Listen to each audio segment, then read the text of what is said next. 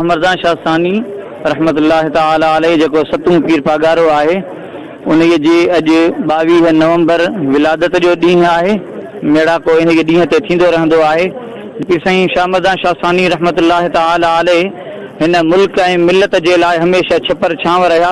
उन ॾुतरनि लाइ, उन ॾुखनि लाइ, उन बेसबर लाइ, उन जे जेके बि माण्हू मुसीबत में मुब्तला उनजो सहारो थी आयो ऐं अल्हम्दुलिल्लाह छत्रपति बादशाह जेकी माण्हू ग़म में आहे उनखे ख़ुशियूं ॾेई छॾे ऐं बे घर आहे उनखे घर दुनिया जे लिहाज़ सां बि उनखे नवाज़े। पीर साईं ज़रदार हमेशह मुल्क जी ऐं क़ौम जी ख़िदमत कई। जीअं हिन खानगाह तव्हांखे ख़बर आहे त सदाईं मुल्क ऐं क़ौम जी ख़िदमत कई आहे। पीर साईं सूर्य बादशाह खां वठी अंग्रेज़नि जे ख़िलाफ़ जेके हुर तहरीक हली या पीर साईं जन मौजूदा बे मुल्क जी ऐं क़ौम जी ख़िदमत करे रहिया आहिनि। पीर साईं शाह मर्दान बि 61 जी जंग 65 जी जंग हुजे या 71 जी जंग हुजे उन्हनि में हमेशह अॻियनि मोर्चनि ते हुर मुजाहिद गाज़ियुनि सां विढ़िया ऐं फतेह नसीब थी।